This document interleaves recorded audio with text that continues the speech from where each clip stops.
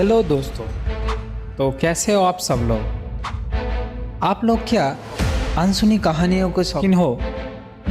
तो आज एक वही अनसुनी कहानी सुनाने जा रहा हूँ आप सबको।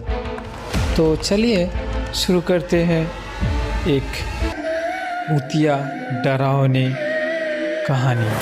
रोहन को बचपन से ही अपने कमरे के बड़े आईने और अंधेरे से डर लगता था।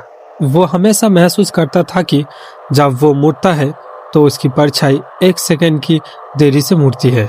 उसने इसे अपना वहम माना जब तक कि वो 6 फरवरी की रात नहीं आई। रात के करीब 1:30 बज रहे थे। रोहन अपनी स्टडी टेबल पर बैठा काम कर रहा था। टेबल लैंप की रोशनी में उसकी परछाई अपने सामने वाली दीवार पर बड़ी और साफ दिख रही थी। थककर रोहन ने उबासी ली और उसने अपना हाथ ऊपर उठाया। दीवार पर बनी परछाई ने भी हाथ उठाया, लेकिन जब रोहन ने हाथ नीचे कर दिया तो दीवार वाली परछाई ने हाथ अब भी ऊपर ही थी। रोहन का खून जम गया। उसने डरते हुए धीरे से अपना सिर हिलाया। दीवार वाली परछाई टस से मस नहीं हुई। वो बस हाथ ऊपर किए खड़ी रही, जैसे रोहन का मजाक उड़ा रही हो। रोहन ने अपनी कुर्सी पीछे खिसकाया और भागने की कोशिश की, लेकिन उसे महसूस हुआ कि उसका पैर फर्श से चिपक गया है। उसने नीचे देखा। उसकी परछाई ने उसके असली पैर को कसकर पकड़ रखा था। तभी दीवार पर बनी उस काली आकृति ने धीरे धीरे अपना सिर झुकाया और रोहन की तरफ देखा। उसकी कोई आंखें नहीं थी, फिर भी रोहन को उसकी नफरत महसूस हो रही थी। सन्नाटा को चीरते हुए एक फुसफुसाहट कमरे में गूंजी।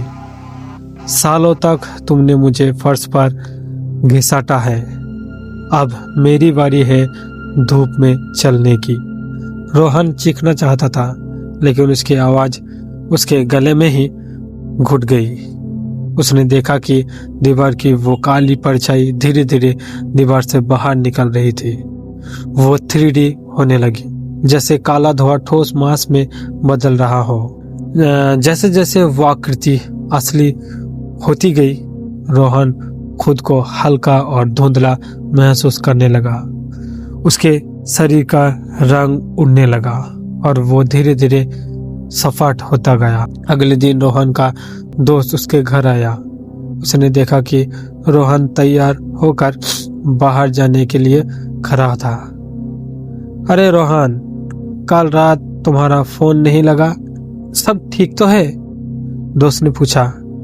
रोहन ने एक अजीब ठंडी मुस्कान दी और कहा, हाँ सब ठीक है, आज धूप बहुत अच्छी है, चलो बाहर चलते हैं। जैसे ही वो बाहर निकले, दोस्त की नजर जमीन पर पड़ी।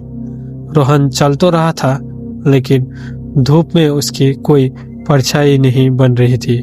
वही रोहन के कमरे की दीवार पर एक इंसानी आकृति आज भी कैद है, जो हर आने जाने वाले से मदद के लिए हाथ हिलाती है, पर किसी को दिखता नहीं।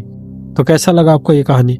अच्छी लगे तो कमेंट में बताइए। मिलते हैं नेक्स्ट वीडियो में। Tata bye bye, see you.